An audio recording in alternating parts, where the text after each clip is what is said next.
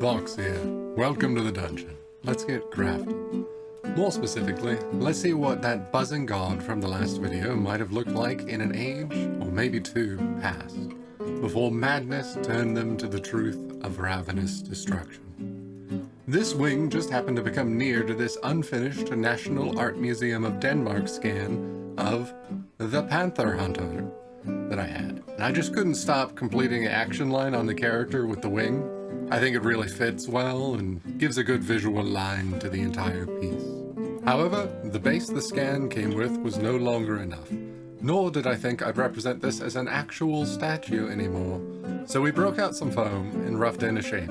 Any type of foam or filler nonsense will work for this. Foam was nice though, as after pinning the 3D printed base, I could just poke directly through the foam, and then from there into the oval plastic base with a drill to securely affix it. This ended up being very solid.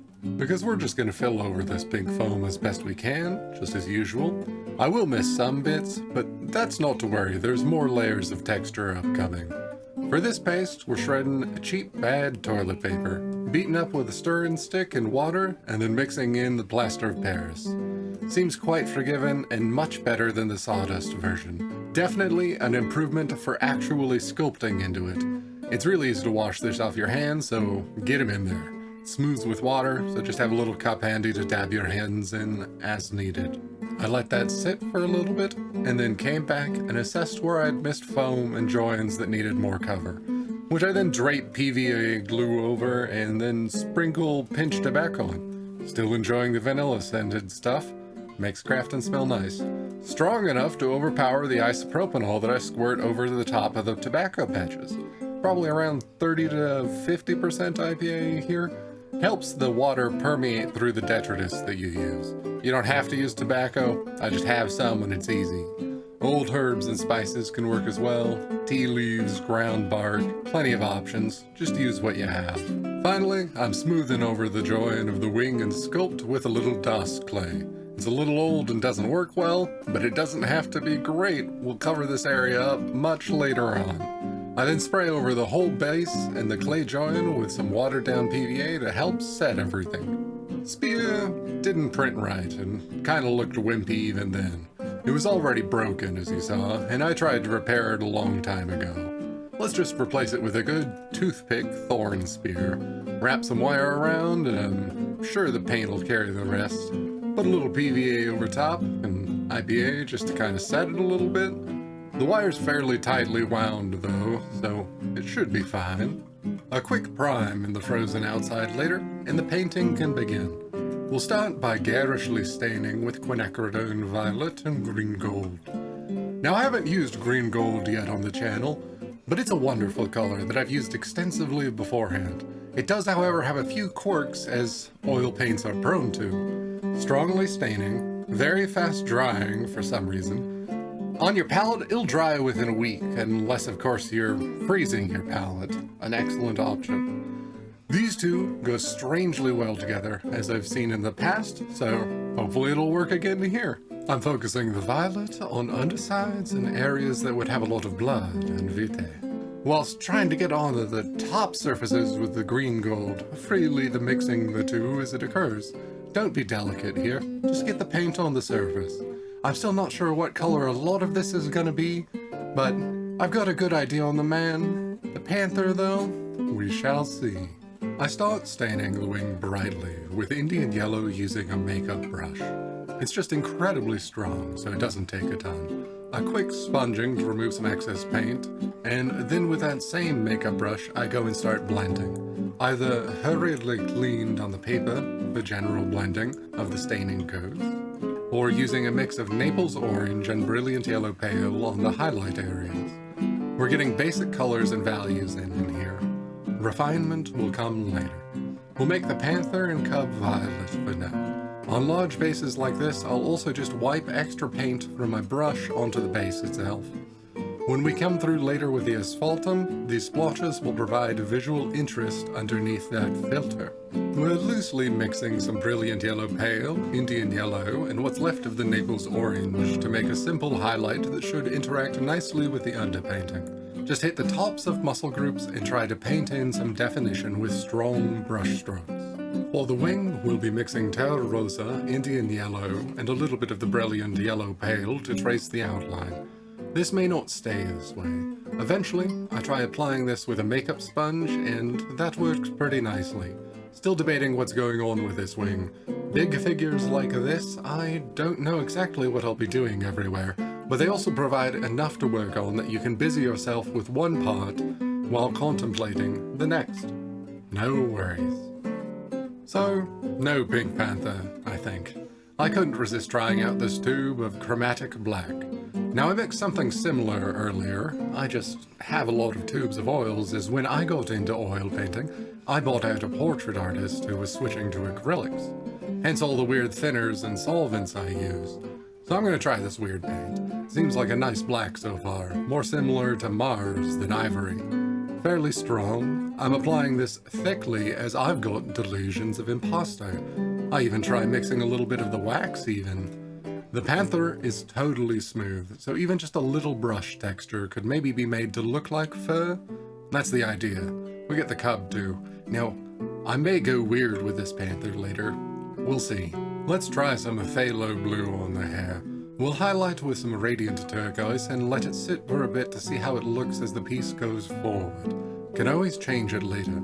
Speaking of that, we'll add some blue to the wing, as if a color is somewhere, it should be kinda everywhere. Some blue stripes. And let's turn the other side of the wing to a totally different color. We'll try the Egyptian violet. A bit more reinforcement on skin tones and an attempt to wipe off the Egyptian violet, which is proving so. Mixing standing colors with Neomeglip, they seem to set very quickly. Good thing to know. Now I make two silly decisions here, and I keep one of them. The stripes on the panther though, wipe that away, and I'll let that dry a bit before going back with the pure, thick, chromatic black once more. I really liked that look. Gonna try the impasto in earnest. This is a void cat from beyond. Its very touch draining life. A powerful ally if tamed, though you'd have to raise it to be loyal. Fit to serve a god, though. The other element is making the wing completely different colors on each side. I like the idea. It's just another layer of contrast, and I enjoy that. Don't worry about the edge of the wing. Big plans in store for that. Hopefully they pan out. After that boldness, I went back and kept working the skin. This time, breaking out the quinacridone violet once more to reinforce the shadows. Simple strokes, and then blending. Easy as can be. Next, I simply commit to the pink towel he's wrapping the cub in, blocking in the towel before I call it a day so that the oil can set to be worked upon tomorrow. Okay, yeah, these stripes have gotta go. It was just a little bout of madness. It happens. We'll also paint the rim black before I leave it for the night. Next day, I came back to the dried oils. Neomeglip mixed with odorless spirits dries pretty dang quick, and glazed Indian yellow over that blue hair to turn it into a nice, rich green. A short highlight later, and I think it's looking quite good. Blue hair stood out just a little too much, especially given I'm not going for too much bright blue elsewhere, though there will be some. After that, it's back to the old highlight game. A new layer, so it's a little easier to get them going. Plus, blotching in a few shadows to a few spots I had noticed I'd missed the first day. Easy enough to splotch in some violet and blend. The makeup brushes are just wonderful for this. I'd highly recommend trying them out. I use the cheap ones, and you just need to beat them up a bit first to get any loose hairs out. Okay, let's get this panther back to being a void cat. I'm using a bunch of the Meglip here in combination with the chromatic black, trying to leave intentional brush strokes. I'll have to see if it self-levels, and if so, try again with a different mix with another coat of black. Never really tried this before, but I just love how glossy it's looking in contrast with the buzzing god who's stealing its cub. A void cat's a dangerous foe. Perhaps even how this god was eventually laid low. They are horrors from the void realm normally, though strange events and magical meddling can bring them into Valanis itself. And as horrors, all that they touch will eventually wither into madness and obscurity, either becoming a part of the void or an unwilling herald. Surrounded by misfortune and malady, insanity creeping at the edges of your thought. But perhaps the buzzing god thought that such a creature, if tamed, could prove a valuable asset in that cycle's ascension. Folly is a trait that not even the divine are exempt from.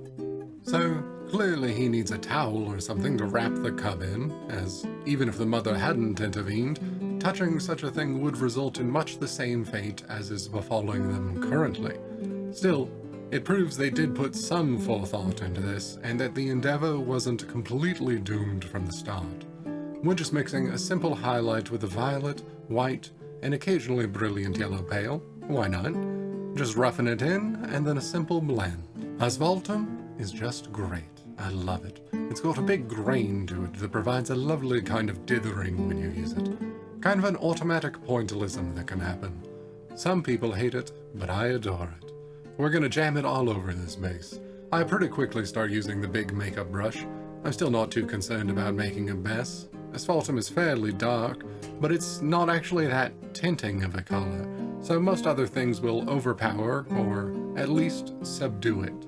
So it's easy to just blend any mistakes back in without issue. Okay, let's give this a go. It dried again overnight, and I busted out the PVA and a beat-up brush. I've got some painted sawdust here, flock, various colors I'm blending together, mostly green with a little bit of the yellow to start. I just heavily apply PVA to an area, drizzle the flock over top a few times, then a drop or two of the isopropanol to help all the glue spread out and get a good hold. Doing the whole upper ridge of each wing, on top of my bad sculpting of the join of the wing and model. Told you I'd hide that and it wouldn't matter. I'm gonna try applying this to the base as well. It's going on a little bit light, but once the glue has dried, I should be able to apply another little controlled round of asphaltum shading, breaking out a few blues and yellows to represent flowers and magical nonsense flora. You never know in Valanis. A little bit of the flock got on the panther, so we'll give that another coat of black, nice and thick, just as you would with your very first miniature. Next day, I go in with some spirited asphaltum and gently tap areas to blend them into the ground. The capillary effect is your friend here, don't fear it. You gotta understand what the paint wants to do and just let it happen. Little taps will ripple out and trace the lines of the model. It's the advantage we have over canvases. Ours is sculpted, and oils want to go up and down those details that are already there. So just cooperate with the paint and let them do the work. We'll also tap a few little spots on the skin to add a little extra shadow. If you leave too much in an area, just wipe your brush on a towel and gently touch the area once more to wick away the excess. You've got time. These are oils. Now I'm going to use this to define the wing details a little bit, but I'm trying to be light, and I'm going to leave the highest parts of the wing unshadowed. Some of these oils are still just a touch wet, so I try and use a light touch so as to not disturb them. Breaking open some Friday and Saturday evening brown, a light and dark brown basically, to do some two-tone shading on the base. Lower shadow areas get the dark brown. Lighter areas that would still be dusty will get the lighter brown. Simple as can be. We'll get some on the towel and feet as well, as I think that makes sense. Not even a pretender is going to walk barefoot and have clean feet. Not this one.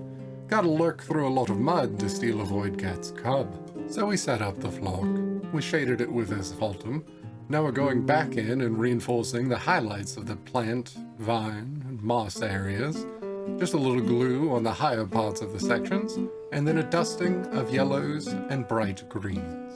Let's get that rim solid again. The dusting, well, dusted it, so a fresh coat. Then we'll break out the gloss Mod Podge. Been a while since I used this stuff. Hopefully I remember how it works correctly.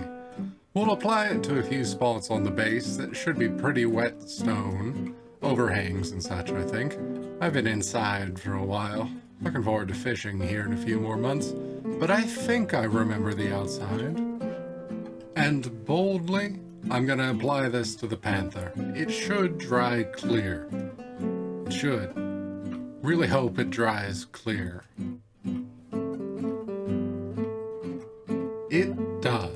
And so we have the moment the buzzing god's fate was sealed. The theft of innocence, who would become a herald of madness and unending hunger. Such beautiful beginnings, such a precipitous fall. But deserved, just dessert for a thief of children. I hope you all enjoyed the process of making this. I enjoyed this project quite a bit. Thank you to the 1-inch man on Discord for showing me that flock can be applied directly to models. I really enjoy that texture, and it's probably going to be used again. Excellent for hiding mistakes. If you enjoyed, do the YouTube things. Like, subscribe, comment, maybe even get crazy with it and share. No worries though. I hope you enjoyed it. Have a good day. And as a wise person once said to me, remember, if you're gonna hunt a panther with no pants, make sure you have a tight ass.